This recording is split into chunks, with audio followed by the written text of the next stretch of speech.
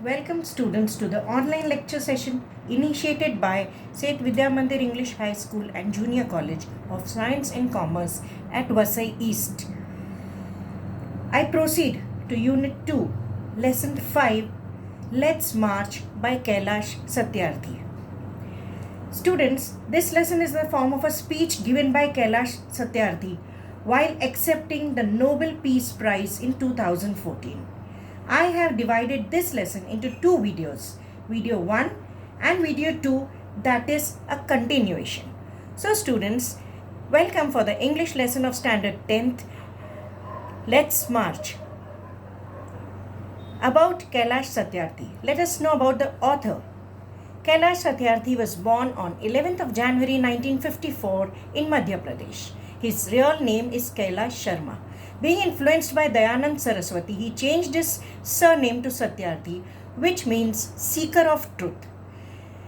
Kailash Satyarthi's father was a police constable and mother an idealistic person. He completed his undergraduate electrical engineering and achieved the postgraduate degree in voltage engineering. Students, he is an Indian social reformer who campaigned against child labor, advocated the universal right to education for children. He led the global march against child labor, traversing across 144 countries, covering 80,000 kilometers, to demand an international law on the worst forms of child labor. He founded the Bachpan Bachao Andolan in 1980, formed the Global Campaign for Education in 1999. The Kailash Satyarthi Children's Foundation, KSCF, was established in 2004.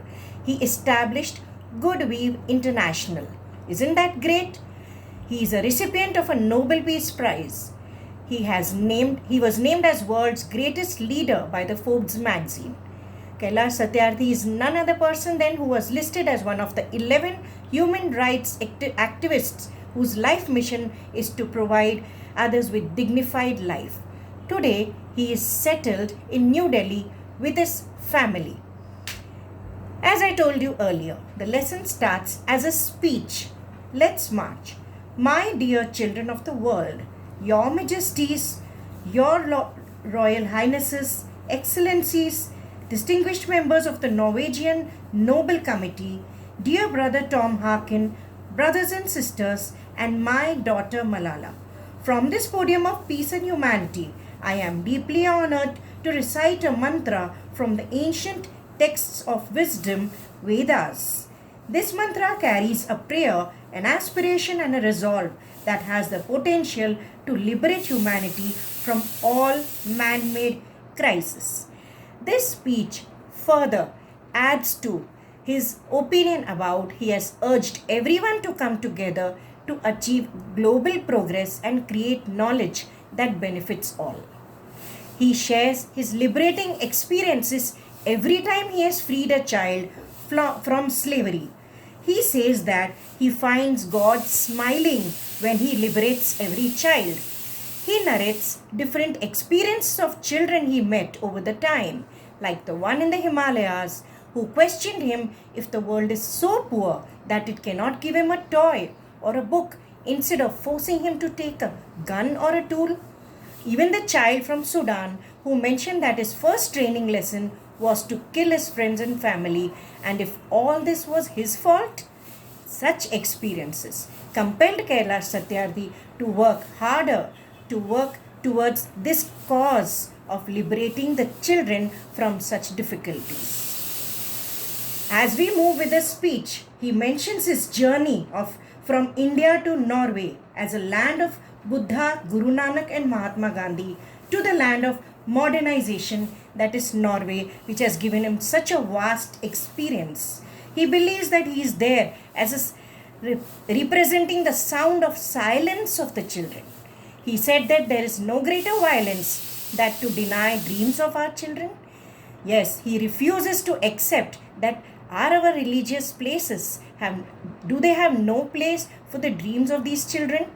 If the world is so poor, when just 1 week of global military expenditure can bring children to classrooms, why shouldn't we take such initiatives? in practical terms. Where are those laws and constitutions? Police and judges, are they unable to protect our children?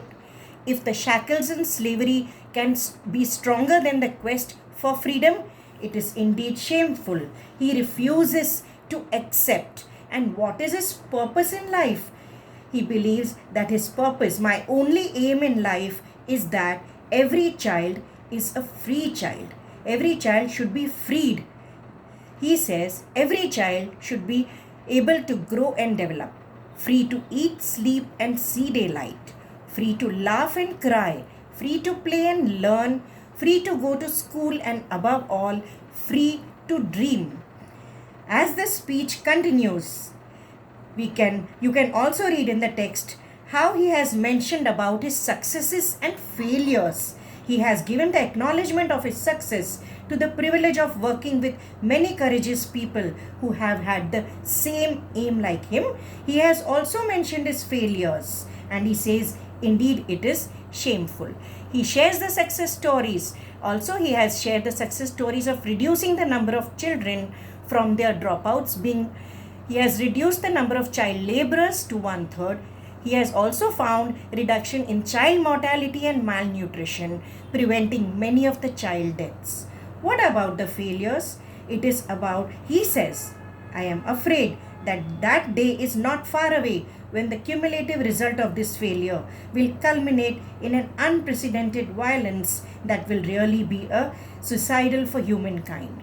This, he says, can be stopped by bringing education to the children.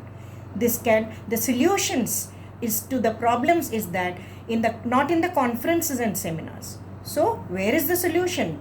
It is found in small groups and organizations who must work to solve these problems. Indeed, here Kailash Satyarthi has not failed to mention how Malala and two Kainat sisters, the daughters from Africa, all over the world, they are rising up also and choosing peace over violence, tolerance over extremism, and courage over failure. This lies in small groups and local organizations and individuals who are confronting with the problem every day. Even if they remain unacknowledged, unrecognized, and unknown, it will be okay. But the solutions are possible here with these small groups who will work for the children in future. So students, I complete part 1 here. We shall make a continuation of this lesson in part 2 and 3 in the next video. Thank you, students.